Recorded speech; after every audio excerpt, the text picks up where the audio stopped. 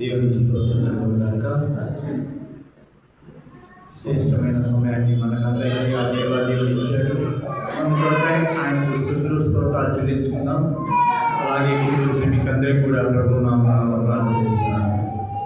చదవబడిన లేఖన భాగాన్ని మరొకసారి జ్ఞాపకం చేసుకుందాం. ప్రకటన గ్రంథము 5వ అధ్యాయము 11వ వచనం నుండి 14వ వచనం వరకు చదువుతాం. మరియు నేను చూడగా సింహాసనమును జీవులను పెద్దలను ఆవరించి ఉన్న అనేక దూతల స్వరము వినబడెను. వారి లెక్క కోట్ల కొలదిగా ఉండెను.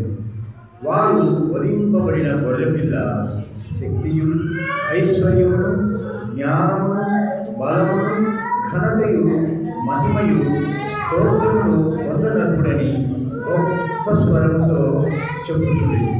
అంతటా పరలోకమందును భూలోకమందును భూమి క్రిందను సముద్రములోను ఉన్న ప్రతి శిష్టము అనగా వారిలో ఉన్న సర్వమును సింహాసనమై ఉన్న వానికి గొర్రె పిల్లకును స్తోత్రమును ఘనతయు మహిమయు ప్రభావమును యుగయుగములు కలుగునుగాక అని చెప్పుట వీటిని ఆ 4 జీవులు ఆమెను చెప్పగా ఆ పెద్దలు సాగిలపై నమస్కారం చేసి దేవుని ప్రార్థించుకొని వాటి ధ్యానంలోకి వెళదాం. పరిశుద్ధుడు తండ్రి, నీచుడకు దేవా, సమాధానకర్త స్తోత్రం చెల్లిస్తున్నాం తండ్రి. గడిచిన కాలం నాయన మమ్మల్ని సజీవులుగా వచ్చి నీ భద్రమైన కింద కాచి కాపాడదండి. మీరు మమ్మల్ని మిగులుగా ప్రేమించి ఇచ్చిన ఈ మందిర వనంలో ఆయన మేమందరం వచ్చిన మందగా కూడుకుని మిమ్మల్ని కనపరుచుకుని మరింపరుచుకుని కీర్తించే వాక్యాన్ని మీరు మాకు ఇచ్చినందుకు వందనాలు స్తోత్రాలు తండ్రి. దేవా, అందరికీ కోరే భాగ్యాన్ని మీరు మాకు ఇచ్చారు తండ్రి. మీకే స్తోత్రాలు చెల్లించుకుంటున్నాం తండ్రి. దేవా, నీ పేరు వాసునైన నన్ను నాయన వాక్య పరిచయం నిమిత్తం నిర్వహించినందుకే వందనాలు స్తోత్రాలు చెల్లిస్తున్నాం.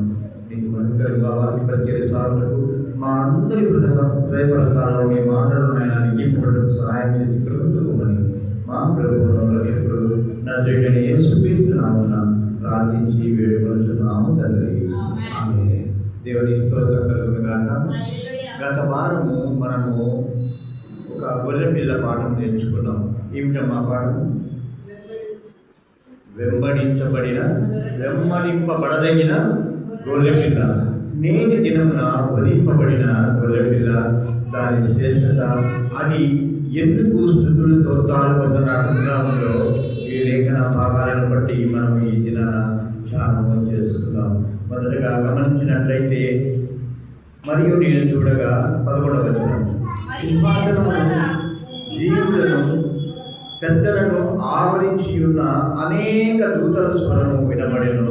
వారి లెక్క కోట్ల కొలది ఉండను. ఇక్కడ గమనించినట్లయితే ప్రియమైన వాళ్ళ కోట్ల కొలది యొక్క దూతలు అక్కడ ఉన్నట్లుగా, అలాగే జీవులు 4 జీవులు 24 పెద్దలు అక్కడ ఉన్నట్లుగా మనము లేఖన భాగాల ద్వారా చూస్తున్నాం.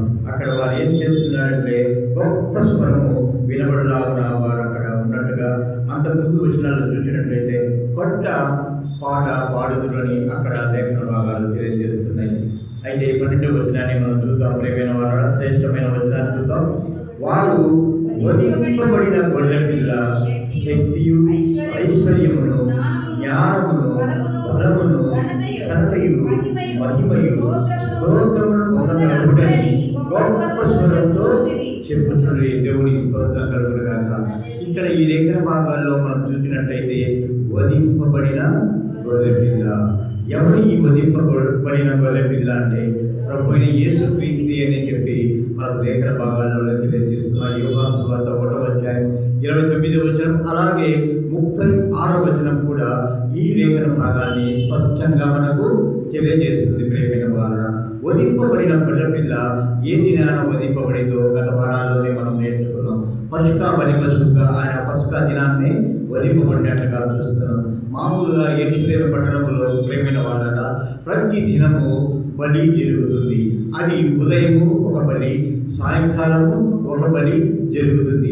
అయితే చూసినట్లయితే లేఖన భాగాల్లో ఒక్కసారి చూద్దాం ప్రియమైన వాళ్ళ. ఇదే ప్రకటన గ్రంథం 5వ వచనం ఒకసారి చూడండి. ఆ పెద్దలలో ఒకడు ఏడవకుము, ఇదిగో దావీదునకు చిగురైన యూదా గోత్రపు సింహము 7 ముద్రలను తీసి ఆ గ్రంథమును విప్పుటకై జయము పొందునని నాతో చెప్పారు. ఇక్కడ మనం గమనించినట్లయితే మొదటి వచనాల్లో, ఇదే ప్రకటన గ్రంథంలో మొదటి వచనాల్లో చూసినట్లయితే గ్రంథము ఒకటి ఉంది. అది 7 ముద్రలు వేసిన గ్రంథంగా ఉంది.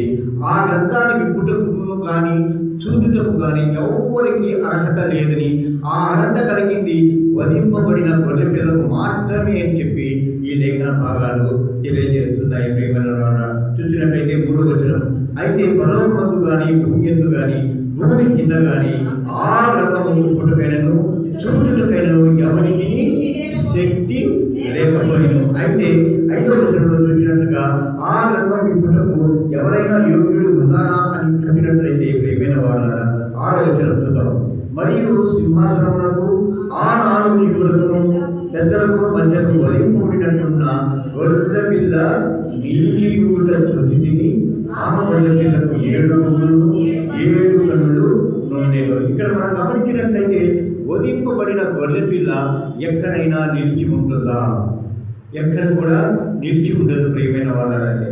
ఇక్కడ ఆ దృశ్యాన్ని మనం కళ్ళతో ఒకసారి మనం ధ్యానం చేసుకున్నట్లయితే ఆ వధింపబడిన గొర్రె పిల్ల మన కళ్ళ ఎదురుగా ఉన్నట్లుగా మనం ఆలోచన చేసినట్లయితే గొంతు తెగి రక్తం కారుతూ ఉంది.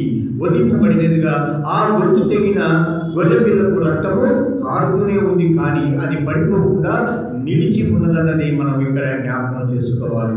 దీనికి గుర్తు ఏమిటంటే ప్రియమైన వాళ్ళ, ఆ వధింపబడిన గొర్రె పిల్ల ప్రభువైన యేసుక్రీస్తు ఎప్పుడు నిత్యము నీ కొరకు నా కొరకు మన పాపాలను నిమిత్తము కాచే రక్తముగా ఆయన దినము ప్రతి గడియ ప్రతి క్షణము కూడా రక్తము కాచుతున్న గొర్రె పిల్లగా ఇక్కడ మనకు కనబడుతున్నాడు. నిలబడిన గొర్రె పిల్లగా చెప్పబడినట్లయితే ఆయన యొక్క పునరుత్థానాన్ని మనము జ్ఞాపకం చేసుకోవాలి. ప్రియమైన వాళ్ళ, నిలబడి ఉంటుంటే చనిపోవడానికి పడిపోతుంది, చనిపోకుండా అది నిలబడి ఉందంటే తిరిగి జీవించుతున్నదిగా ఉంది. నిత్యం జీవించే జీవిగా ఆ గొర్రె పిల్ల ఈ వచనాల్లో కనబడుతుంది.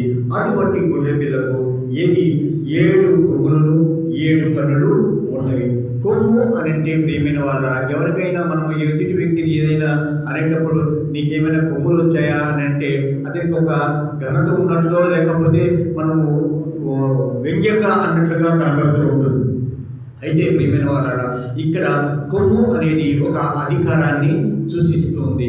అధికారంతో కూడుకున్న కొమ్ములు 7 రకమైన అధికారాలతో కలిగిన కొమ్ములు ఆయన ఉన్నట్లుగా మనం చూస్తున్నాం. అలాగే 7 రకమైన కన్నులు ఆయనకు ఉన్నట్లుగా చూస్తున్నాం. అది దేవుని యొక్క ఆత్మలు అని వచనాల్లో అక్కడ మనము చూస్తున్నాం. ఆ కన్నులు భూమి అందరిని పంపబడిన దేవుని 7 ఆత్మలని మనకి ఇక్కడ కనబడుతున్నాయి ప్రియమైన వాళ్ళ. అయితే సింహాసనం మీద కూర్చున్న 6 వ్యక్తి చేతుల నుండి ఆ వధింపబడిన గొర్రె పిల్ల ఆ యొక్క గ్రంథమును తీసుకున్నట్లుగా 7వ వచనంలో మనము చూస్తున్నాం.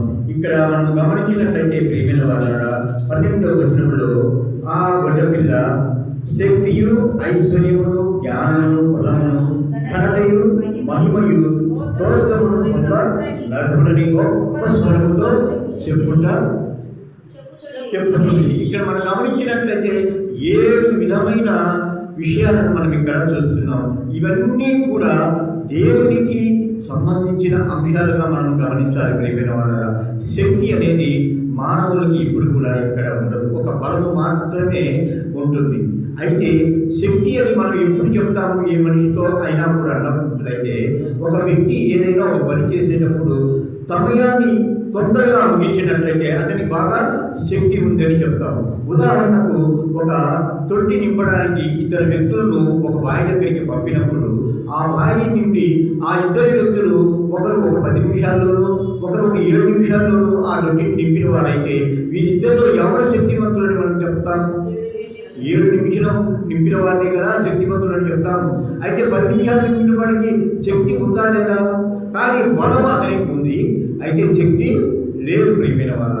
శక్తి అంటే నైపుణ్యంతో కూడుకున్న కూడుకున్నదిగా ఉన్నట్టుగా మనము అనుకోవాలి, గమనించాలి. ఎందుకంటే ఈ శక్తి నైపుణ్యం అంతా కూడా దేవుడితే ఉంటుంది తప్ప ఎవరికి ఉండదు. మనం లేఖన భాగాల్లో గమనించినట్లయితే గిద్యోనును బలాఢ్యుడా అని దేవుడు పిలిచాడు. అలాగే సంసోను బలవంతుడిని చెప్పబడ్డాడు. ప్రపంచంలోని పరిశుద్ధ లేఖనంలో అంతటికి కూడా బలవంతుడిని చెప్పబడ్డాడు. సంసోనుకు బలం ఉందా, శక్తి ఉందా? శక్తి అయితే లేదు, కానీ ప్రియమైన వాళ్ళ బలం మాత్రమే ఉంది.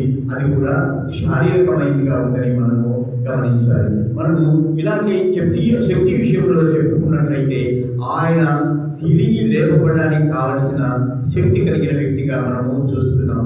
ముగ్గురిని బైబిల్ లేఖనాల ప్రకారము ప్రభువు యేసుక్రీస్తు ముగ్గురు వ్యక్తుల్ని బ్రతికించినట్టుగా మనం చూస్తున్నాం.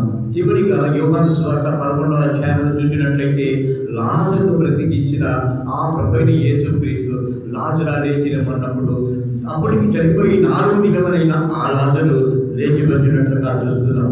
ఎవరైనా చనిపోయిన వ్యక్తిని తిరిగి బ్రతికించగలిగిన శక్తి ఆ యేసుక్రీస్తుకే ఉంది.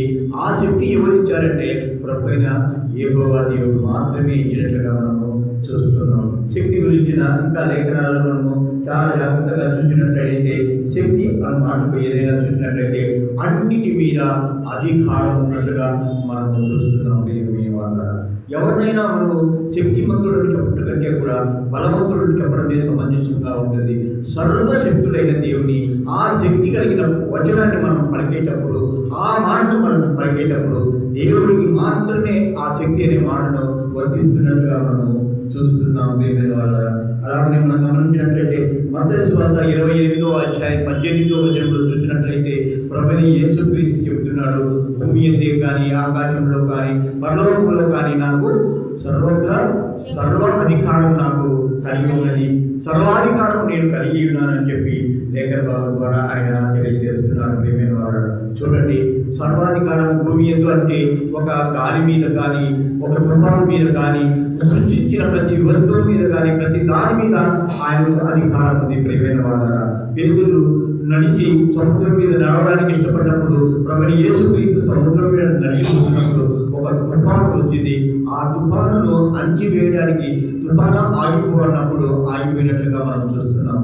నీవు నేను బలవ్యము శక్తివంతులం అయితే ఆ విధంగా ఏదైనా తుఫాను ఆపగలమా? వస్తున్న తుఫాను బట్టి చూస్తున్నట్లయితే ప్రియమైన వాళ్ళ ఎంతో జన నష్టము, ఆస్తి నష్టము జరుగుతుంది. కానీ ప్రభువైన యేసుక్రీస్తు ఒక్క మాటతో ఆ తుఫానును ఆపిన శక్తి గలవాడిగా ఉన్నట్టుగా మనము చూస్తున్నాం. అలాగే మనం చూసినట్లయితే ప్రియమైన వాళ్ళ 2వ మాటను చూసినట్లయితే ఐశ్వర్యమును గొప్పబడిన గొడ్డ పిల్లకు శక్తియు ఐశ్వర్యము ఉంది. మనం అందరము ఐశ్వర్యం అనుకుంటే ఈ లోకంలో ప్రియమైన వాళ్ళ ఏమని అనుకుంటుంటాం? ఒక భూములు కలిగి ఉండడం, భవంతులు కలిగి ఉండడము, వాహనాలు కలిగి ఉండడము, పనివారు కలిగి ఉండడము, అలాగని ఎన్నో రకాలైన ఆస్తులు, బంగారు, వజ్రాలన్నీ కూడా కలిగి ఉండడమే ఐశ్వర్యము అని అనుకుంటాము. హిందువులు చెప్పినట్టుగా 8 రకాల ఐశ్వర్యాలు ఉన్నట్లుగా మనం చెప్తాం. వాటి గురించిన ప్రస్తావన ఇప్పుడు లేదు. కానీ ప్రియమైన వాళ్ళ ఐశ్వర్యం అంటే ఒక్కటి పరిశుద్ధ లేఖనం మనకు తెలియజేస్తుంది. వెలుగుట నీవు ఆస్తి కలిగి ఉండడం కాదు, కానీ నీ హృదయంలో మనశ్శాంతి అనే ఐశ్వర్యాన్ని కలిగి ఉండాలన్నది లేఖన భాగం తెలియజేస్తుంది. ప్రియమైన వాళ్ళ ఈ ఐశ్వర్యము నీకు నాకు ఎలా వస్తుంది? ఎన్నడైనా మనం ఆలోచన చేశామా? మనశ్శాంతి కలిగిన వాడి కంటే కూడా, మనసు ప్రశాంతత కలిగిన వాడి కంటే కూడా ఐశ్వర్యవంతుడు ఈ లోకంలో ఎవరు లేడన్నది లోకంలో మనకు నానుడిగా కనబడుతుంది. ఒక ఆరోగ్యం కలిగిన వ్యక్తికి ఏమంటామంటే ఆరోగ్యమే మహాభాగ్యమని చెప్పడము జరుగుతూ ఉంటుంది.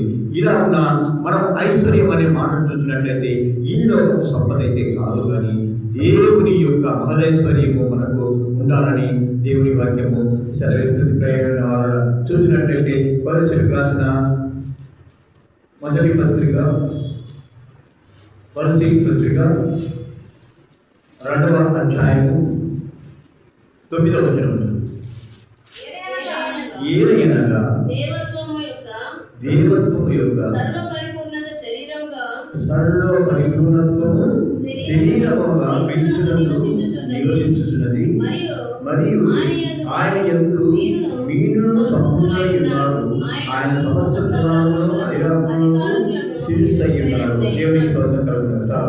ఇక్కడ మనం గమనించినట్లయితే ప్రభువైన యేసుక్రీస్తు యొక్క దైవత్వము సర్వ పరిపూర్ణత శరీరంగా క్రీస్తునందు నివసించుతున్నది అని మనము లేఖన భాగాల్లో చూస్తున్నాం. ప్రేమైన వాళ్ళు ఇలా అయితే ఆయన సర్వ ఐశ్వర్యం అంతా కూడా మనం ఈ లోకంలో ఉన్నట్టుగా మనం చూస్తున్నాం. ఒక విషయంలో ఆయనను పన్ను కట్టవా నీవు అని అన్నప్పుడు ఒక చేప నోటి నుండి ఒక శకము తీసి ఎవరికి ఇచ్చారు? సుంకము గుత్తదానికి ఇచ్చినట్లుగా చూస్తున్నాం. ఆయన సంపద సర్వశక్తివంతుడైన ఆ సర్వ సంపదలకైన ఆ దేవాదేవుని యొక్క సంపద ఇంత అంతని ఎవ్వరూ కూడా లెక్క వేరే ప్రేమైన వారు.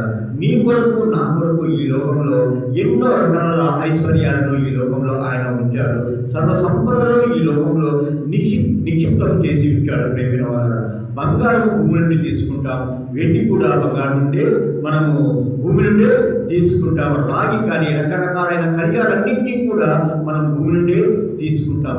ఈ భూమి నీ కొరకు నా కొరకు ఆయన ఐశ్వర్యంలో నుండి మనం ఇచ్చాడు. ప్రియమైన వారు ఎన్నడైనా ఏదైనా వస్తువు దొరుకుతుంది మనకు అని అన్నట్టే భూమిలో నుండి అది ఆయన మహదేశ్వర్యం నుంచి మనకు సంప్రాప్తమైందని చెప్పి మనము గమనించాలి.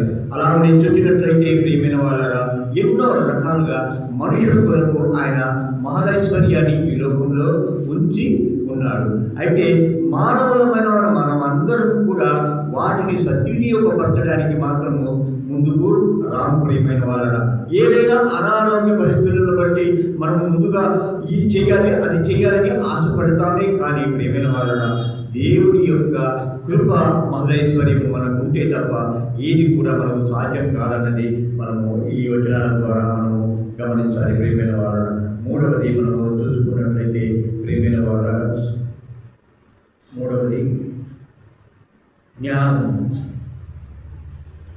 ప్రకటన గ్రంథము 5వ అధ్యాయము జ్ఞానములు అనే మాటను మనము జ్ఞాపకం చేస్తున్నాం.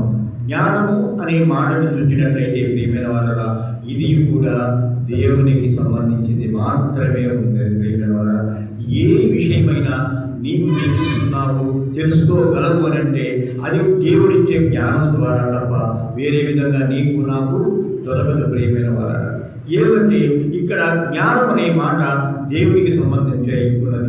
జ్ఞానం అనే మాట దేవుని విషయాలకు సంబంధించినదిగా ఉంది. ప్రియమైన వాళ్ళ మనలో చాలామంది అనుకుంటూ ఉంటాం జ్ఞానము, వివేకము, తెలివి, బుద్ధి ఇవన్నీ కూడా ఒకటే అని మనము అనుకొని ఉంటుంటాం. నిజమేనా కాదా? వేరువేరా?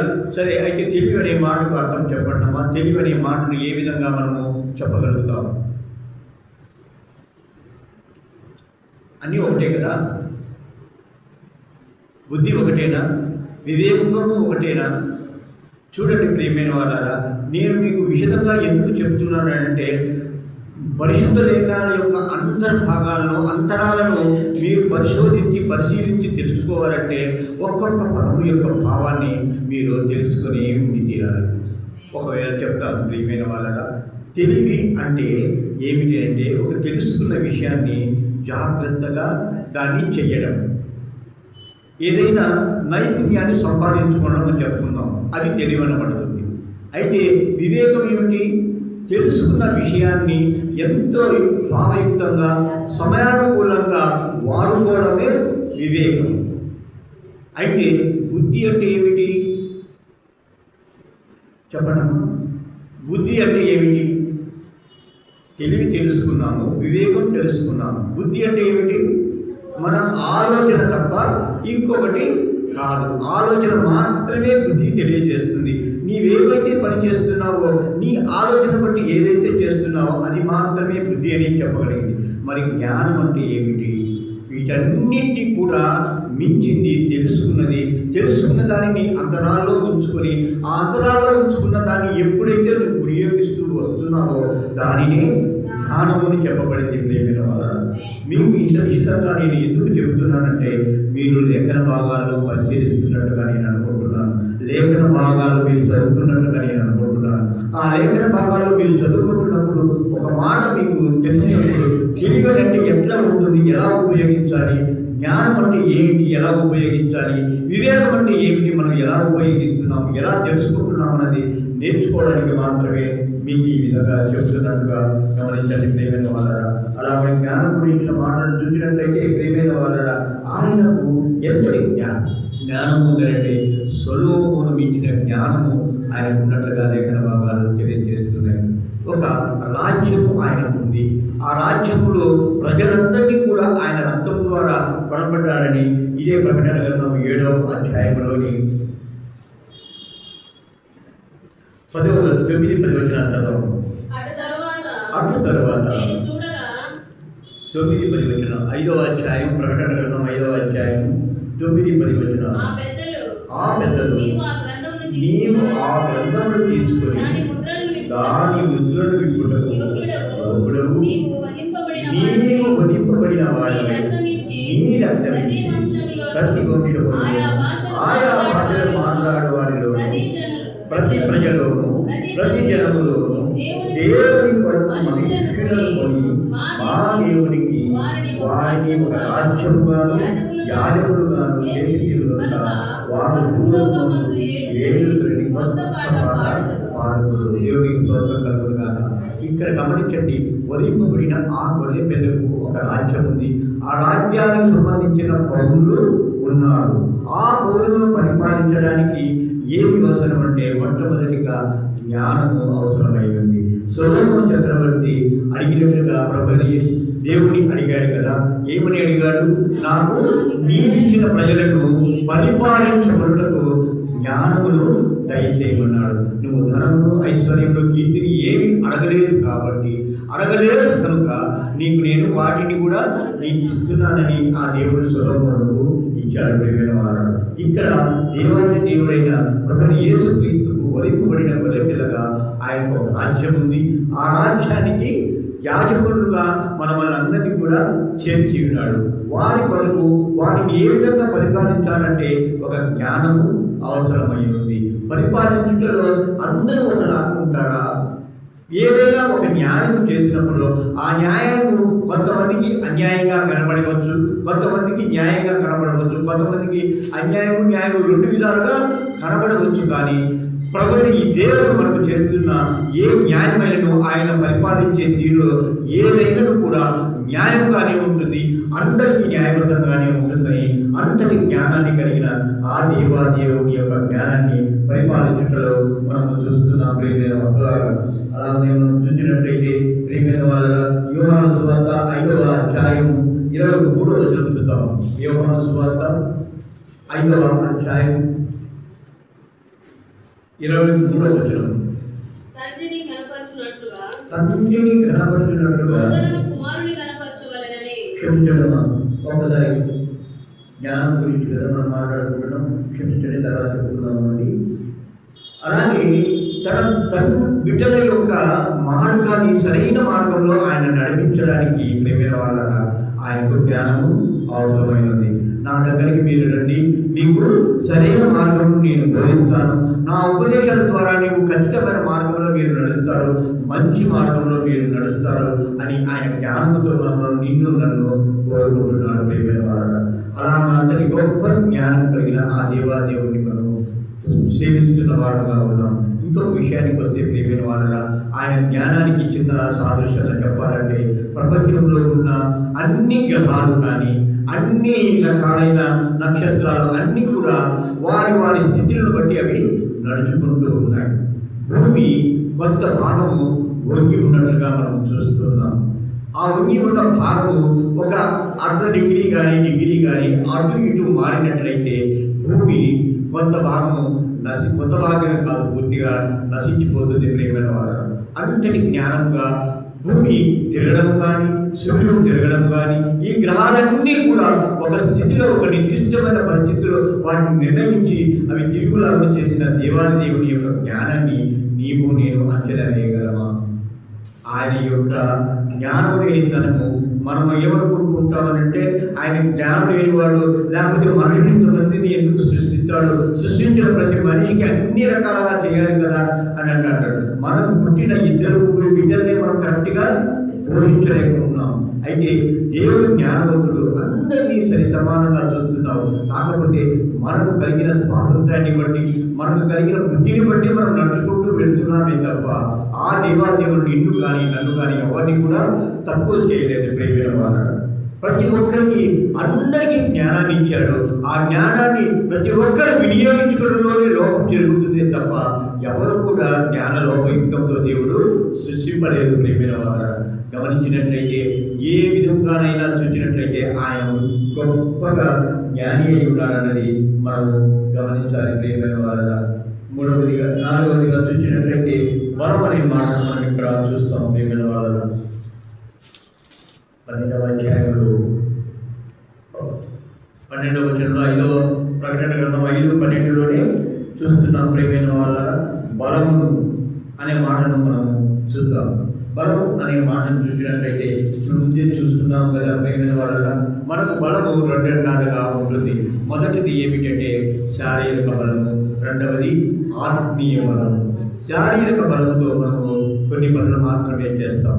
ఆత్మీయ బలంతో ఏ పనైనా మనము చేయగలిగిన సామర్థ్యాన్ని దేవాది దేవుడు మనకు ఇస్తున్నాడు. ప్రేమైన వారు అలాగే మనం గమనించినట్లయితే మన శత్రువు ఎవరు అంటే సాధారణలోనే మనం చెప్పుకుంటూ ఉన్నాం. ఆ సాధారణలో ఇచ్చే శక్తి ఆత్మీయ బలంతోనే మనకు సాధ్యమవుతుంది. శారీరక బలంతో ఎప్పుడు కూడా సాధ్యము కాదు. ప్రేమైన వారు అందువల్ల మనం గమనించినట్లయితే కొరింథీయులకు రాసిన 2వ పత్రిక 12వ అధ్యాయం 9వ వచనం చూద్దాం. అందుకు నా కృప నీకు చాలును, బలహీనత యందు నా శక్తి పరిపూర్ణమవుతున్నదని ఆయన నాతో చెప్పాడు. దేవుడికి స్తోత్రం కలుగును గాక. ఇక్కడ ఒక చిన్న విషయాన్ని మనం జ్ఞాపకం చేసుకోవాలి. ప్రియమైన వాళ్ళ అపోస్తలుడైన పౌలుకు చిన్న ముళ్ళు ఒకటి పెట్టాడు. కళ్ళల్లో ఒక ముసులాగా ఆయనకు వస్తూ ఉంటుంది. అది ముసులాగా రాళ్ళకు జరుగుతూ ఉంటుంది. అలాంటి ముళ్ళు దేవుడు ఆయనకు పెట్టాడు. అయితే ఆయన అతిశయపడకుండా ఆయన ఏం చేస్తున్నాడు అంటే దేవాదేవుడిని కోరుతున్నాడు. ఎన్నో మార్లు దాన్ని తీసివేయమని ప్రార్థించాడట, కానీ దేవుడు తీసివేయలేదట. అయితే ఇక్కడ ఆయనకు శారీరక లోపం ఉంది, కానీ చిన్నదైన శారీరక లోపం ఉంది, కానీ ఆత్మీయంగా ఎంత బలవంతుడంటే 3 ప్రయాణాలు చేసి కొన్ని సంఘాలను కట్టి ఎంతో మందిని దేవుడికి నడిపించిన వాడుగా ఉన్నట్లుగా మనం చూస్తున్నాం. ప్రియమైన వారు చూడండి, మనం కూడా మన శారీరక బలాన్ని బట్టి, శరీరం యొక్క లోపాన్ని బట్టి మనము మందిరానికి రావడానికి కూడా కొద్దిగా చంపుతూ ఉంటాం. తలనొప్పును లేదా ఆరోగ్యం సరిగా లేదనో ఇంకొకటి అని చెప్పి ఈ ఆదివారం మందిరానికి కూడా రావడానికి మనము జరుగుతూ ఉంటాం. అయితే ఆత్మీయ బలాన్ని పొందిన ఆ పౌరులాగా మనం కూడా ఆత్మీయ బలాన్ని పొందాలన్నది ఇక్కడ దేవుని వాక్యం సెలవిస్తుంది. అయితే ఈ బలాన్ని దయచేయగలిగిన ప్రభువైన యేసుక్రీస్తులో ఆ బలమును కావాలని కోరుకుందాం. ప్రియమైన వారు అలాగే ఒకసారి చూసినట్టే ఎఫెసీయులకు రాసిన పత్రిక 6వ అధ్యాయం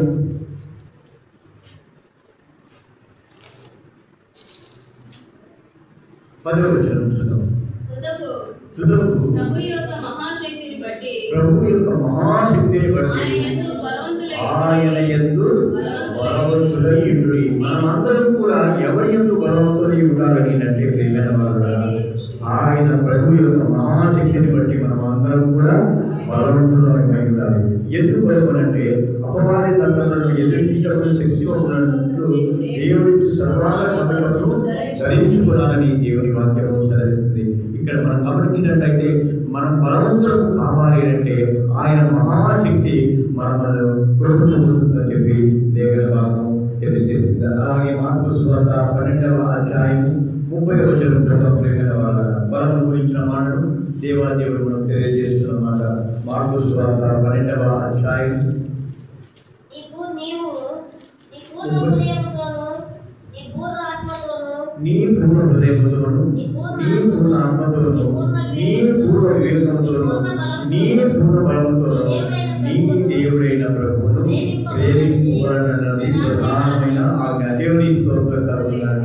ఇక్కడ మనం గమనించినట్లయితే ప్రియమైన వాళ్ళ పూర్ణ హృదయంతో, పూర్ణ ఆత్మతోను, నీ పూర్ణ వివేకంతోను, నీ పూర్ణ బలంతోను అలాగనే నీ దేవుడైన ప్రభువును ప్రేమింపబడినది ప్రధానమైన ఆజ్ఞ.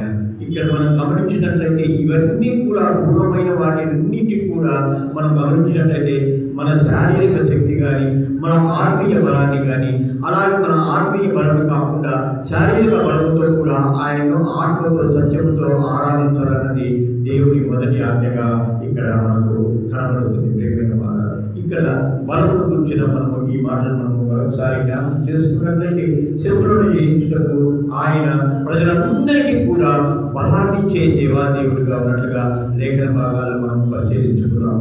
అయితే ఆ దేవుడి యొక్క మహాశక్తిని బట్టి నీవు బలంలో పొందుకోవాలి, బలం పొందుకుంటున్నామని దేవుడి వాక్యము సెలవిస్తుంది. అలాగే మనం గమనించినట్లయితే 5వ వచనాన్ని చూసినట్లయితే ప్రకటన గ్రంథంలో 5వ అధ్యాయం 12వ వచనంలోని 5వ మాటను మనం చూసినట్లయితే ఘనతయు అనే మాటను మనం చూద్దాం. ప్రేమైన వాళ్ళ ఘనత అనగా ఏమిటి?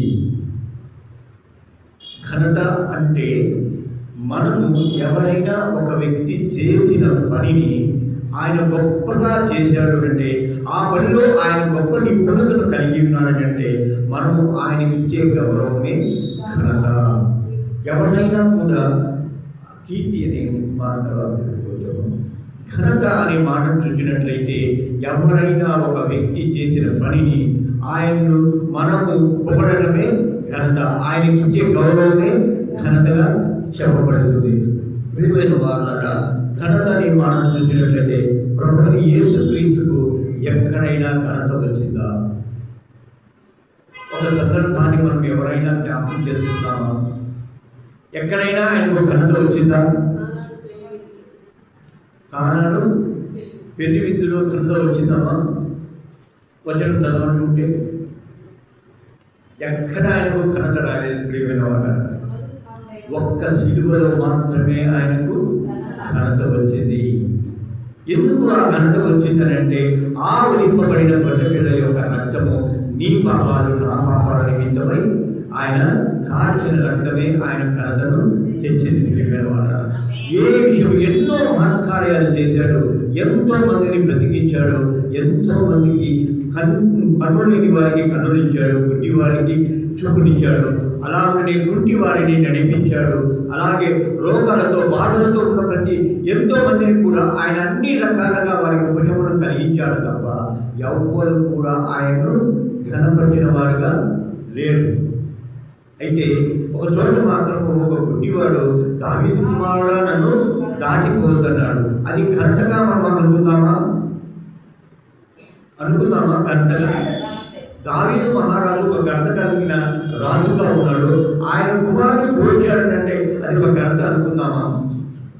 చూడండి ప్రియమైన వాళ్ళ, ఏది ఏమైనప్పటికీ ఎన్నో విషయాల్లో ఎన్నో రకాలుగా ఎంతో మంది ఆయన్ను పిచ్చివాడు కూడా అని అన్నారు. అలాగని ఈయన వడ్ల వారి కుమారుడు కదా అన్నాడు, మరియ మనతో పాటున్న మరియ కుమారుడు కదా అని అన్నారు. ప్రియమైన వారు, పక్కవారితో మన మామూలు వ్యక్తుల్లాగా ఆయన పోల్చుకున్నారే కానీ ఆయనలో ఉన్న గొప్ప శక్తిని ఆయన యొక్క ఘనతను ఎవరో కూడా గుర్తించలేకపోయారు. ప్రియమైన వారు, మనము కూడా ఎన్నో కార్యాలను చేసినా కూడా కొంతమంది ఏం చేస్తారంటే ఆయన ఘనత చేశాడేవయ్యా ఆ కార్యము మేము చేయలేమా అని అంటాము కదా. అలాగనే ప్రియమైన వారరా, దేవుని యొక్క గొప్ప ఘనత ఏమిటి అంటే ఆ ప్రభువుని యేసుక్రీస్తు యొక్క ఘనత ఆ ఉదింపబడిన గొర్రెపిల్ల యొక్క ఆ రక్తము నీ కొరకు నా కొరకు కాల్చబడి ఆయన ఆ రక్తం ద్వారా నిన్ను నన్ను కొన్నాడని లేఖన భాగాలు తెలియజేస్తున్నాయి. ప్రియమైన వారు, అలాగనే మనము చూసినట్లయితే యోహాను సువార్త 5వ అధ్యాయం 23వ వచనం చూసినట్లయితే ప్రియమైన వారు, ఘనత అనే మాట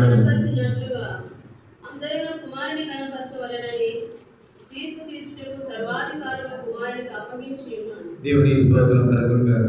ఆయనకు చివరికి వచ్చిన ఘనత ఏమిటంటే ప్రియమైన వారరా, మనందరికీ కూడా తీర్పు తీర్చడానికి ఆయన ధవళసింహాసనాసీనుడై కూర్చొని ఉంటాడు. ఆయన ఎదురుగా మనమందరం కూడా కుడి వైపున ఎడమ వైపున వారులు తిరిగి నిలిచి ఉంటాం. ప్రియమైన వారరా, నీవు కుడివైపున ఉంటావో ఎడమ వైపున ఉంటావో నీకు నీవే నిర్దేశించుకోవాల్సిందిగా మనం చేస్తున్నాం.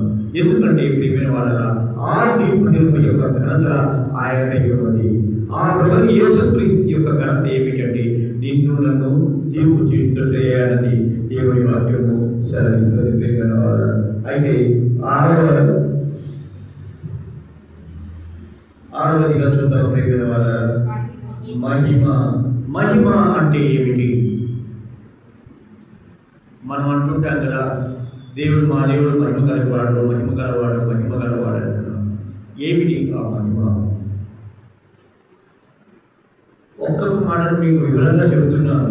మరొకసారి మీరు ఎక్కడైనా సరే పరిశుద్ధ లేఖనాల్లో చూసినప్పుడు నేను చెప్పిన మాటలు మీరు మరీ జ్ఞాపకం చేసుకోవాలి, మరీ ధ్యానం చేయాలని మనం చేస్తున్నాను. ప్రియమైన వాళ్ళ మహిమ అంటే ఒక రకమైన ప్రకాశం, తేజస్సు, వెలుగు, ఇవన్నీ కూడా దేవునికి సంబంధించింది, మానవులకు సంబంధించింది కానే కాదు.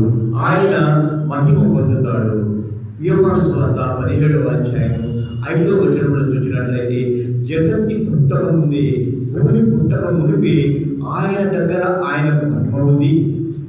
ఆ మహిమ ఆయన దగ్గరికి వెళ్ళినప్పుడు ఆయన తిరిగి ఇస్తాడని చెప్పి ఆ లేఖన భాగము తెలియజేయబడుతుంది. యోహాను సువార్త 17వ అధ్యాయం, తండ్రి లోకము పుట్టక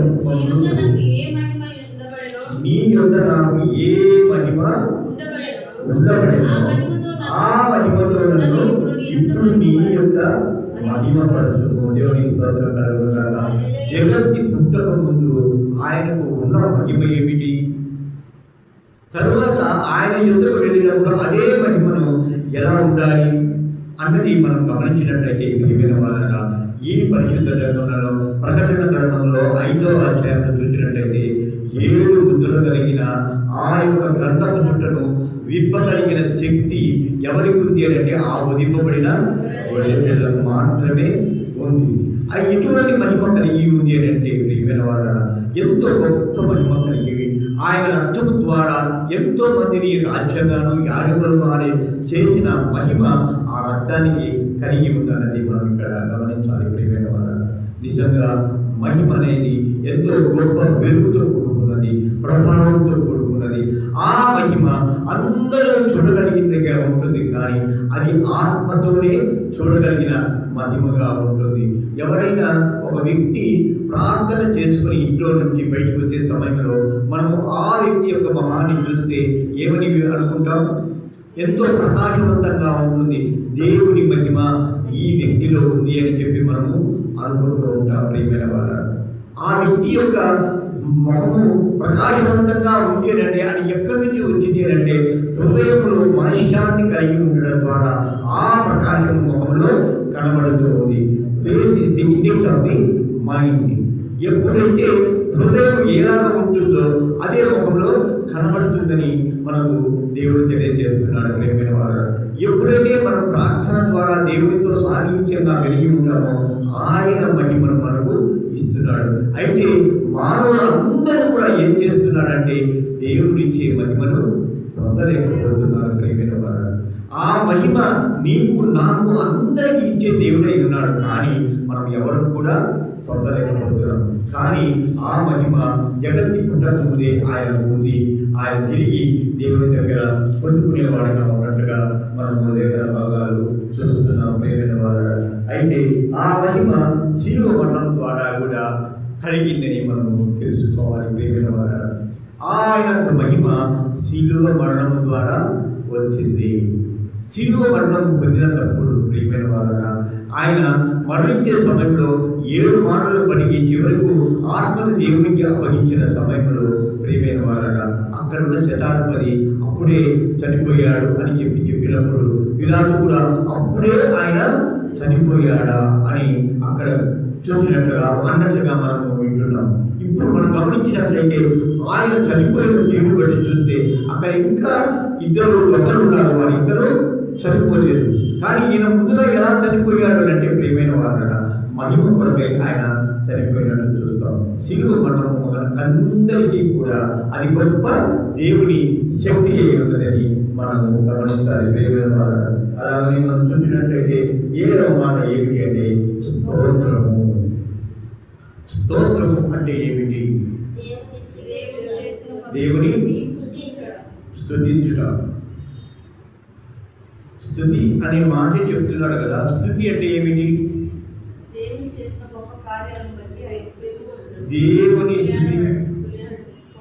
దేవుని కొనియాడుట. ఆయన చేసిన కార్యాలు మనము తలుచుకోవడం.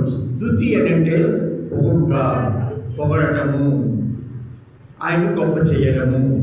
స్తోత్రము అని అంటే నీవు ఏమైతే మనసులో అనుకుంటున్నావో, ఏమైతే దేవుని యొక్క కార్యాలను తలుచుకుంటూ ప్రతి మాటను ఆయన యొక్క స్థితిని బట్టి, ఆయన యొక్క గొప్ప గుణాన్ని బట్టి ఒక మాట పలకడము, లేదా నీ హృదయాంతరాల్లో ఆ మాట అనుకొనడము. ప్రియమైన వాళ్ళ గమనించినట్లయితే సర్వశక్తుడైన దేవుడు అని మనం అనుకుంటున్నాం.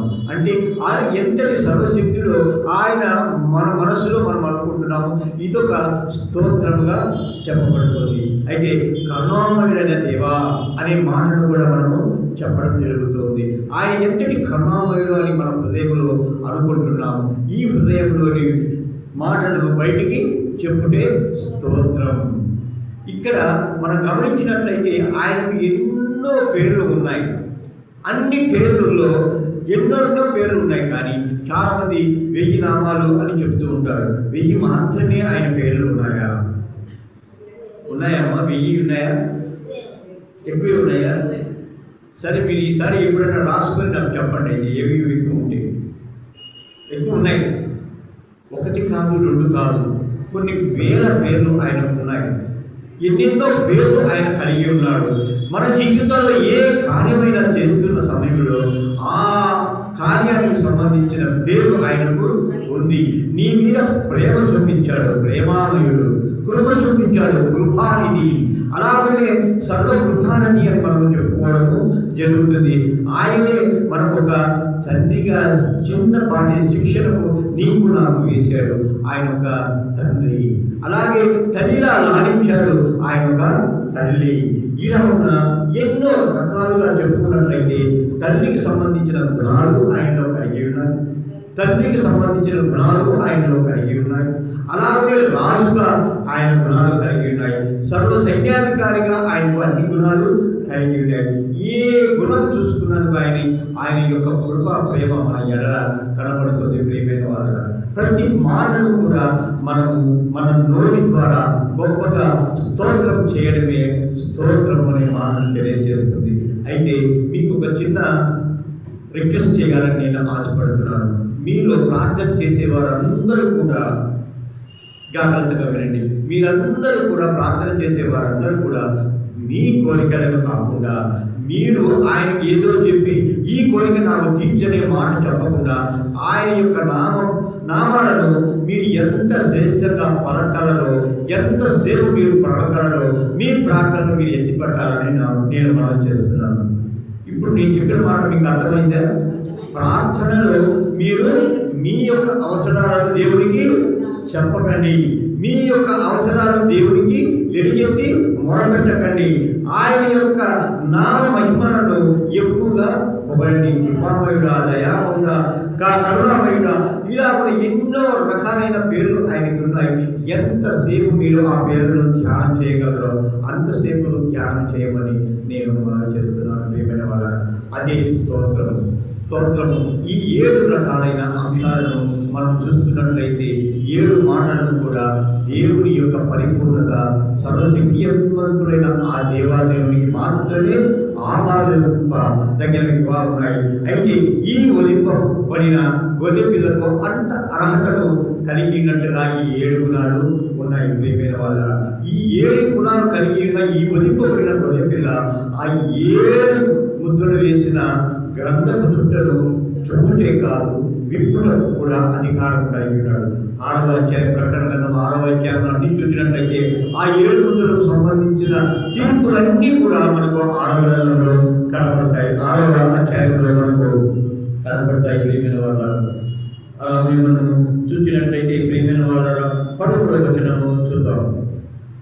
అంతటా పరలోకమందును భూలోకమందును భూమి కిందను సముద్రములోను ఉన్న ప్రతి సృష్టము అనగా వాడిలో ఉన్న సర్వమును సింహాసనాధీనుడైన వానికి గొర్రె పిల్లలను స్తోత్రమును ఘనతయు మహిమయు ప్రభావమును యుగయుగములు కనుగొనాలని చెప్పుగా వింటిని. అక్కడ కూర్చున్న 24 పెద్దలు, 4 శివులు, అక్కడ కోట్లాది దూతలుగా ఉన్న వాళ్ళందరూ కూడా ఆయన స్తుతించే భాగం ఇక్కడ కనబడుతుంది. ప్రేమైన వాళ్ళ భూమి యందును పరలోకమందును భూమి కిందను సముద్రంలో ప్రతి సృష్టము అనగా వాటిలో ఉన్న సర్వము ఆయనను పొగుడుతుంది. ప్రేమైన వాళ్ళ గమనించండి, ఉదయం లేస్తూనే పక్షుల కిలకిల రావాలో మనం విన్నట్లయితే అవి దేవుని స్తుతిస్తున్నాయని మనము అనుకోవాలి. ప్రేమైన వాళ్ళ మనము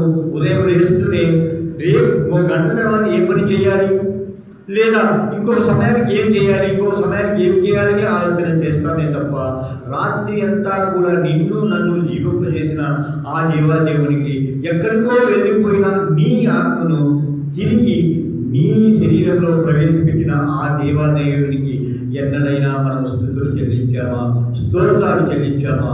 ఆలోచన చేయని ప్రియమైన వాళ్ళ రాత్రి పడుకునే సమయంలో మీ ఆత్మ ఎక్కడికి వెళుతుందో మీకు ఎవరికైనా తెలుసా? ఎవరికైనా ఆలోచన చేశారా? నిద్రపోయిన వారు చనిపోయిన వారు ఒకటే కదా. అందుకని చాలా మంది అనుకుంటారు, సైంటిస్టులు కూడా మానసిక శాస్త్రవేత్తలు ఏమనుకుంటారంటే ప్రియమైన వాళ్ళ రాత్రి పడుకునే ముందు ముఖానికి ఎటువంటి పూతలు పూసుకోవద్దు. మీరు వెళ్ళిపోయిన ఆత్మ తిరిగి ఇది నా శరీరం కాదని చెప్పి మన శరీరంలోకి ప్రవేశించదంట.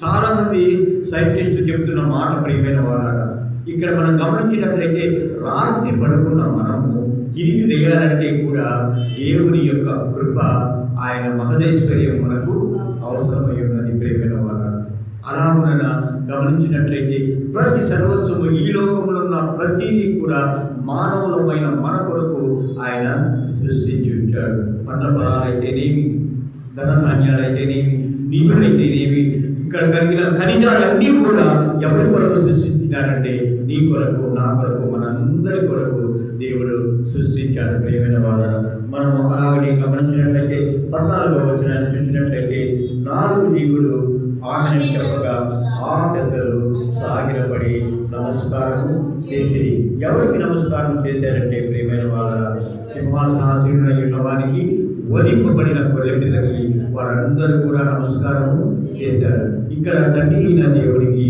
అలాగే వధింపబడిన గొర్రె పిల్లైన ప్రభువైన యేసుక్రీస్తుకి అందరూ కూడా దేవుడితో సమానంగా స్తుతులు స్తోత్రాలు చెల్లిస్తూ మహిమ రావాలని, యుగ యుగములు మహిమ ప్రభావములు ఆయనకే అని చెప్పి ఇక్కడ స్తోత్రించినట్టుగా స్తుతించినట్టుగా మనము చూస్తూ ఉన్నాం. ప్రియమైన వాళ్ళ ఒకసారి గమనించినట్లయితే ఫిలిప్పీయులకు రాసిన పత్రిక 2వ అధ్యాయం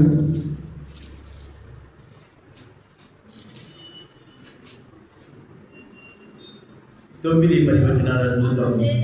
అందుచేత పరలోకమందున్న వారిలో గాని, భూమి మీద ఉన్న వారిలో గాని, భూమి కింద ఉన్న వారిలో గాని ప్రతి వారి మోకాలును యేసు నామమున ఒప్పుకొనుటకు, ప్రతి వారి నాలుకయు తండ్రి అయిన దేవుని మహిమార్థమై యేసుక్రీస్తు ప్రభువుని ఒప్పుకొనుటకు దేవుడు ఆయనను అధికముగా హెచ్చించి ప్రతి నామమునకు పైనామమును ఆయనకు అనుగ్రహించెను. దేవుని స్తోత్రం కలుగుగాక. ప్రియమైన వాళ్ళ ఇక్కడ గమనించినట్లయితే పరలోకములో ఎవరెవరు ఉంటారు? దేవదూతలు ఉంటారు. ఇక్కడ ప్రకటన గ్రంథంలో చదువుకున్నట్లుగా 4 జీవులు ఉంటాయి, 24 పెద్దలు ఉంటారు, 1,44,000 మంది భక్తులు కూడా ఉంటారు. ప్రియమైన వాళ్ళు వీరందరి కంటే కూడా, అలాగే దేవదూతల కంటే కూడా ఆయనకు గొప్ప నామాన్ని ఇచ్చారు. ప్రియమైన వాళ్ళ అలాగని ఆ భూమి మీద ఉన్న వారిలో కూడా, భూమి కింద ఉన్న వారిలో కానీ ప్రతి వారి మోకాలు యేసునామమున వంగునట్లును. ఇక్కడ మనం గమనించినట్లయితే ప్రియమైన వాళ్ళ ప్రతి ఒక్కరి మోకాలు ఆయన నామములో వంగాలి. అంతవరకు అంతకు రాదని కూడా చెప్పబడుతుంది. ఎక్కడైతే వాక్యం వెళ్ళకుండా ఉందో, ఏ మార్గంలో కూడా వాక్యం వెళ్ళకుండా ఉందో, ఆ మూలకంతా కూడా వాక్యం వెళ్ళిన వెంటనే అంతము వస్తుందని లేఖన భాగాలు తెలియజేస్తున్నాయి ప్రేమైన వారు. అయితే అంతం చాలా సమీపంలో ఉంది. ఈ యుగంలోనే ఈ కాలంలోనే మనం జీవించున్నంత కాలంలోనే యుగాంతం వస్తుందని చెప్పి ప్రేమైన వాళ్ళ బైబిల్ పండితులు చాలా మంది చెబుతున్నారు. ప్రేమైన వాళ్ళ చైనా ఒక గొప్ప వ్యక్తి ఉన్నాడు. ఆయన ఐక్యూ 200 పైగా ఉంటుంది. ఐక్యూ అంటే ఏమిటంటే ప్రేమైన వాళ్ళ ఏదైనా ఒక సమస్యను మీ ముందు ఉంచితే ఆ సమస్య యొక్క పరిష్కారము చేసే సమయమే ఐక్యూ. అంటే మీకు నేను తెలుగు ఎలా చెప్పాలి, స్పీడ్, నైపుణ్యత అంటాం. ఏదైనా ఒక పని లేదా ఒక ప్రశ్న లేదంటే ఏదో ఒక సమస్య మీకు ముందు వచ్చినప్పుడు ఆ సమస్యను మీరు పరిష్కరించే సమయమే ఐక్యూ అని చెప్పబడుతుంది ప్రేమైన వాళ్ళ. ఆయనకు 270కి పైగా ఆయనకు ఐక్యూ ఉంది. ఆయన ఎవరి భక్తులంటే ప్రభువుని యేసుక్రీస్తు భక్తులు. దేవుని స్తోత్రం కలుగుతారు. ప్రియమైన వాళ్ళగా ఆయన చెబుతున్న మాట ఏమిటంటే ఈ కాలంలోనే అతి తొందరగా మనకు అంతము వస్తుంది. ఆ అంతం వచ్చే సమయంలో మనం చేయవలసిన పని ఏమిటి అంటే మారు మనస్సు పొంది ఆ ప్రభువైన యేసుక్రీస్తే నీ రక్షకుడు నా రక్షకుడు అని నమ్మి మనం బాప్తిసం పొంది పరలోకానికి చేరడానికి అవకాశం పొందాలన్నది ఆయన రాబడే సమయంలో, ఎత్తబడే సమయంలో ఆయన ముందు మనం నిలుచుకునే వారుగా, ఆయన కొనుక్కోబడే వారిలో మనం ఉండాలన్నది ఆయన కోరిక ఉంది ప్రియమైన వారు. చూడండి, ఇప్పుడు రాగడ సమయం సమీపించింది కనుక మనమందరం ఎంతో జాగ్రత్తగా ఉండాలి. ఆయన ద్వారా మనము శక్తి పొందుకునే వారంగా ఉండాలన్నది లేఖన భాగము తెలియజేస్తుంది ప్రియమైన వారు. అలాగనే ప్రతి నాలుగయ్యో తండ్రి అయిన దేవుని మహిమార్థమై యేసుక్రీస్తు ప్రభు అని ఒప్పుకున్నట్లును దేవుడు ఆయనను అధికముగా హెచ్చించారు. ఆయన ఎంత అధికంగా హెచ్చించాడంటే తీర్పు దినాన ధవళ సింహాసనంలో తీర్పరిగా ఆయనను ఉంచినట్టుగా మనము చూస్తూ ఉన్నాం. నీవు నేను పాపం చేసిన వారమై ఉన్నాము. పాపంలో మనం ఎవరి ఎదురుగా నిలబడాలి అంటే ప్రియమైన వారైన ప్రభువైన యేసుక్రీస్తు ఎదురుగా మనము నిలబడాలి. అందుకే ఆయన అంత గొప్పగా ఆయన హెచ్చించున్నాడు. ప్రతి నామమునకు పరిణామము ఆయనకు అనుగ్రహించారు. దేవునికి స్తోత్రం కలుగుగాక. ప్రియమైన వారు, మీకు ఒక చిన్న విషయాన్ని చెప్పాలని నేను ఆశపడుతున్నాను. ఈ లోకంలో ఏ పేరు ఎక్కువగా కనబడుతుంది? యేసు నామమేనా? ఖచ్చితంగా చెప్పగలరా?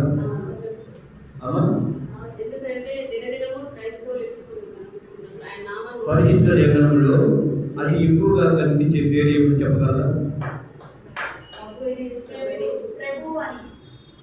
ప్రభు అనేనా? బైబిల్ మీరు మళ్ళీ ఒకసారి చదవండి. ఈసారి దావీదు ఎక్కువ కనబడుతుంది. దావీదు గురించిన ప్రస్తావనలు ఎక్కువగా కనబడతాయి. ప్రభు అని యేసుక్రీస్తు తక్కువగానే కనబడతాయి. ఎందుకనంటే దావీదు కుమారుగా చెప్పబడతారు, కానీ అన్ని విషయాలు, చాలా విషయాల్లో దావీదు పేరే ఎక్కువగా కనబడుతుంది. అయితే ఈ లోకంలో వికీపీడియా అని ఉంది ప్రియమైన. ఆ వికీపీడియా పరిశోధన ఏ నామం పైన ఎక్కువగా ఉంది అంటే ప్రభు యేసుక్రీస్తు నామం పైనే ఉంది. దాదాపు 20,000 పైగా పరిశోధనకర్తలు ఆయన నామాన్ని పరిశోధించినట్టుగా చూస్తాం. ఆ నామంలో ఏమిటి శ్రేష్టం ఉంది, ఆ నామంలో గొప్పతనం ఏముంది అని చెప్పి వారంతగా పరిశీలన చేసి ఉన్నారు. ప్రియమైన వాళ్ళరా, ఒక వ్యక్తి మారాలి అని అంటే, ఒక వ్యక్తి మార్పు చెందాలి అని అంటే ఏమి అవసరమైంది?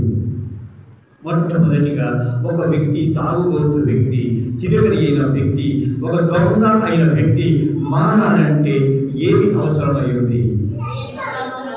అమ్మా, యేసు రామును రక్షింపబడతారు. ఏదో ఒకటి దేవుడికి ముడిపెడతారు, కానీ ముందు మన మనసు మారాలన్న ఆలోచన మనకు రావట్లేదు. ముందు మన మనస్సు మారాలి. మనస్సు మారాలి అంటే దేవుని యొక్క కృప అవసరమై ఉంది.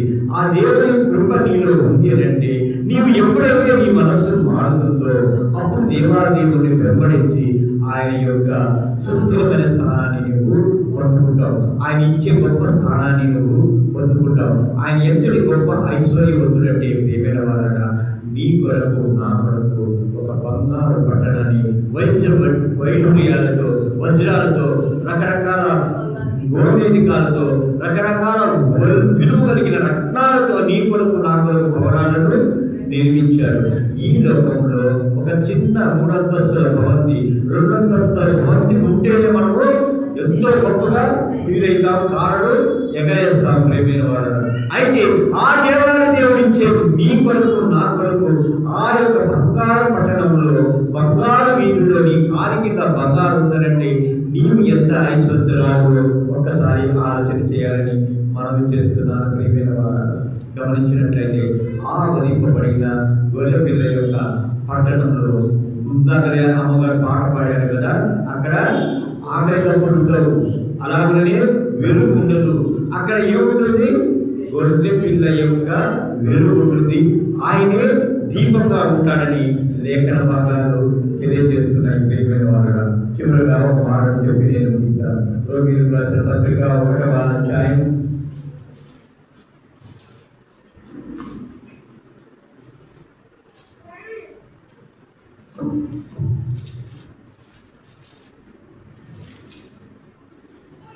20 నుండి 23 వచనాలు చదువు. ఆయన అదృశ్య లక్షణములు అనగా ఆయన నిత్య శక్తియు దైవత్వమును జగత్తుత్పత్తి మొదలుకొని సృష్టింపబడిన వస్తువులను ఆలోచించడం వలన తేటపడుతున్నవి కనుక వారు నిరుత్తరులై ఉన్నారు. మరియు వారు దేవుని ఎరిగి ఆయనను దేవునిగా మహిమపరచలేదు, కృతజ్ఞతాస్తుతులు చెల్లింపడం లేదు, కానీ తమ వాదంలో ఎందుకు ఎదులేదు. వారి అవివేక హృదయము అంధకారమయమైను, తాము జ్ఞానమని చెప్పుకోవచ్చు బుద్ధిహీనులైరి. వారు అక్షయమును దేవుని మహిమను చేయమకు మనుషుల యొక్కయు పక్షుల యొక్కయు చతుస్పాద జంతువుల యొక్కయు పురుగుల యొక్కయు ప్రతిమాన స్వరూపముగా మార్చింది. ఈ వచనాలు మనం చూసినట్లయితే ప్రియమైన వారగా ఆయన అదృశ్య లక్షణములు అనగా ఆయన నిత్య శక్తియు. ఆయన నిత్య శక్తి ఏమిటి అంటే ప్రియమైన వారగా నిన్ను నన్ను జీవించడమే, నిన్ను నన్ను ఆయన కొరకు నిలబెట్టుకోవడమే, నిన్ను నన్ను ఆయన కొరకు వెంబడించమని చెప్పడమే, నిన్ను నన్ను ఈ దినాన ఆయన నిత్య శక్తితో మనము ఏర్పరచుకొని ఉన్నాడు ప్రియమైన వారగా. అలాగనే మనము గమనించినట్లయితే దేవత్వమును జగత్తుత్పత్తి మొదలుకొని సృష్టింపబడిన వస్తువులను ఆలోచించడం వలన తేటపడుతున్నవి. ఇక్కడ మనం గమనించినట్లయితే దేవత్వము జగదుత్పత్తి మొదలుకొని సృష్టింపబడిన వస్తువులను ఆలోచించడం వలన తేటపడుతున్నవి కనుక వారు నిరుత్తరులై ఉన్నారు. ఇక్కడ మనం గమనించినట్లయితే చాలా మంది దేవుడు లేడు అని చెప్పే వారికి ఈ వచనాన్ని మనము చెప్పవచ్చు ప్రియమైన వారు. ప్రకృతిలో ఎన్నో విద్యలు ఉన్నాయి, ఎన్నో విద్యులాలు ఉన్నాయి. అవి ఎందుకు జరుగుతున్నాయో, ఏ విధంగా అవి జరుగుతున్నాయో కూడా చాలా మందికి తెలియదు. ఒక చోట న్యూటన్ గారు చెట్టు కింద కూర్చున్నప్పుడు యాపిల్ పడి కిందికి పడింది. కానీ ఒక చోట రాళ్ళు పైకి ఉంటాయి ప్రియమైన వాళ్ళ, భూమి మీదకి పడవు. ఇదే భూమి మీద 2 వైరుధ్యాలు కలిగి ఉన్నాడు. ఎందువల్ల అంటారు? అది దేవుని యొక్క సృష్టి మాత్రమే. ఆలోచన చేసినట్లయితే భూమి మీద కూడా వేడి నీరు ప్రవహించే నదులు ఉన్నాయి. నమ్ముతారా? వేడి నీరు ప్రవహించే నదులు భూగర్భంలో ఉన్నాయి. సముద్రాలలో మంచినీటి ప్రవాహాలు ఉన్నాయి. వీటన్నింటినీ చూసినట్లయితే దేవుడు లేడని ఎలా చెప్పగలుగుతారు? నీవు ఒక సముద్రాన్ని నిర్మించి ఆ సముద్రంలో మంచినీటి ఊటలను నీవు నిర్మించగలవా? అలాగని మానవుడు సృష్టించిన ఆ దేవాదేవుడు ఎన్నో పదార్థాలు మానవుల్లో ఉంచాడు. మానవుడికి ఎన్నో రకాలైన శ్రేష్టతలు ఇచ్చాడు. ఏ మానవుడినైనా సరే ఆ మానవులో కలిగిన వస్తువులన్నీ కూడా ఒక సైంటిస్ట్కి ఇచ్చి మానవుని తయారు చేయమంటే తయారు చేయగలరా? ఆలోచన చేయండి ప్రియమైన వారు. మానవుని కొరకు దేవాదేవుడు ఎన్నో రకాలుగా ఆ దైవత్వం యొక్క స్థితిగతులు చెప్పడానికి ఈ సృష్టిని ఎంతో గొప్పగా ఆయన చేసి ఉన్నాడు. ఏది కూడా ఈ భూమి మీద నిరంతరమైనది ఏది కూడా లేదు ప్రియమైన వారా. నిజంగా మనం ఆలోచన చేసినట్లయితే మనం చాలా మంది 24 గంటల జబ్బు అని ఉంటుంది కదా, 24 గంటల ఇది వస్తుంది, అపెండిసైటిస్ అంటారు దాన్ని, ఏది రాళ్ళగుండిగా అంటారు కదా. అది రాళ్ళగుండిగా మానవ శరీరంలో ఎందుకు ఉంది? వ్యర్థాలు సేకరించడమేనా? అంత మాత్రమేనా? చెప్పండి అమ్మా. వ్యర్థాలు, మనం తినే ఆహారంలో రాళ్ళు ఏమైనా చిన్న గుళికలు ఉంటే అవి ఆ రాళ్ళ గుళికలకి వెళ్ళిపోతాయి, అంత మాత్రమేనా? ప్రియమైన వాళ్ళరా, దేవుడు మన శరీరంలోని ఉష్ణోగ్రతలన్నింటినీ కూడా స్థిరపరచడానికి నిర్ణయించుకున్న ఒక అవయవము. అలాగని ఆగిపోని గుండెలు నీ కోసం పెట్టాడు.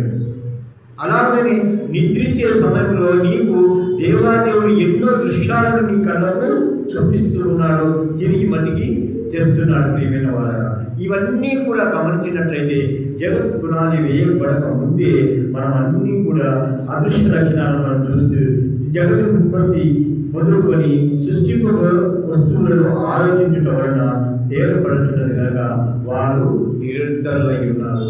వారు సమాధానం లేని వారుగా మారినట్లుగా మనం చూస్తున్నాం. ఎవరినైనా ఈ ప్రశ్న వేసినట్లయితే దేవుడు లేదని చెప్పబడుతున్న వ్యక్తులకు మేము ఇచ్చే వస్తువులను బట్టి మనిషిని మీరు తయారు చేయగలరా, లేదా ఒక గ్రహాన్ని ఈ స్థితి నుంచి ఇంకొక స్థితికి మీరు మార్చగలరా అని చెప్పగలరా? ఏ సైంటిస్ట్ అయినను ఒకటి ఆలోచన చేయండి ప్రియమైన వాళ్ళరా. ఏ సైంటిస్ట్ అయినను ఏ గ్రహ స్థితినైనను మార్చగలడేమో కనుక్కొని చూద్దాం. అది వారి వల్ల కాదు ప్రియమైన వాళ్ళరా. అలాగే చూసినట్లయితే 21వ వచనం, మరియు వారు దేవుని ఎరిగి ఆయనను దేవునిగా మహిమ పరచలేదు, కృతజ్ఞతాస్తుతులు చెల్లింపలేదు, కానీ తమ వాదనల యందు వ్యర్థులైనది. ఇక్కడ మనం గమనించినట్లయితే దేవుడు అంటే తెలుసు చాలా మందికి, కానీ ఆ నిజమైన దేవుడిని గుర్తించడానికి మాత్రం ఎంతో మంది ఎన్నో రకాలుగా కారణాలు వెతుకుతూ ఉంటారు. దేవునికి ఒక దేశం ఉందా, దేవునికి ఒక రాజ్యం ఉందా, లేదా దేవునికి ఒక ప్రదేశం ఉందా?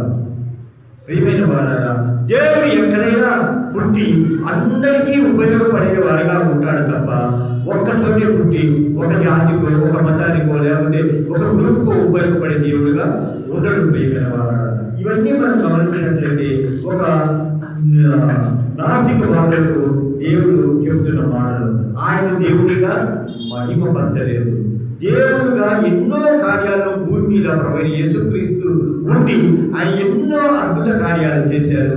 ఏ మానవుడు చేయలేని పని, ఏ సైంటిస్టులు చేయలేని పని, ఏ రాజకీయ నాయకులు చేయలేని పని, ఏ వైద్యులు చేయలేని పనిని ఆయన నిర్వర్తించారు.